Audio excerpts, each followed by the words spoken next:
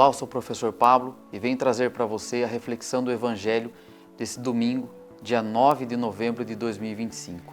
Proclamação do Evangelho de Jesus Cristo, segundo João. Estava próxima a Páscoa dos judeus e Jesus subiu a Jerusalém. No templo, encontrou os vendedores de bois, ovelhas, pombas e os cambistas que estavam sentados. Fez então um chicote de cordas e expulsou todos do templo, junto com as ovelhas e os bois. Espalhou as moedas e derrubou as mesas dos cambistas. E disse aos que vendiam pombas: tirai isso daqui, não façai da casa do meu pai uma casa de comércio. Seus discípulos lembraram-se mais tarde que a Escritura diz: o zelo por tua casa me consumirá. Então os judeus perguntaram a Jesus: que sinal nos mostras para agir assim?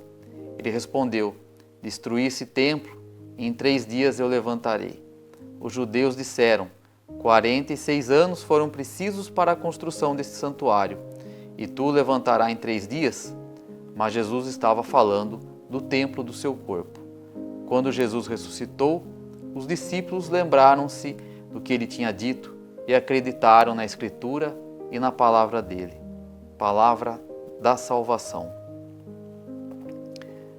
Nessa reflexão do Evangelho, Jesus traz algumas lições para nós, como a sua autoridade. A purificação do templo revela a autoridade que Jesus tem.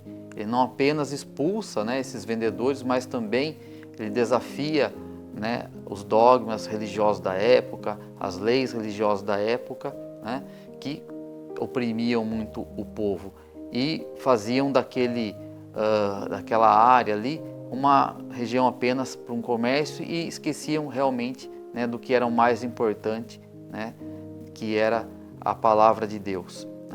E Jesus traz uma mensagem muito importante nessa passagem do Evangelho, que muitos ali naquele momento não entenderam, e seus discípulos vieram depois a entender, onde Jesus coloca o templo como o seu próprio corpo.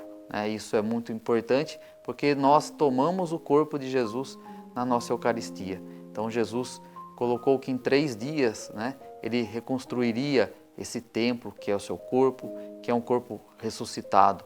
Nós, cristãos, que acreditamos na ressurreição de Jesus, temos como o templo de Jesus, a ressurreição do seu corpo, como uma mensagem de amor, de fé, de esperança no nosso dia a dia.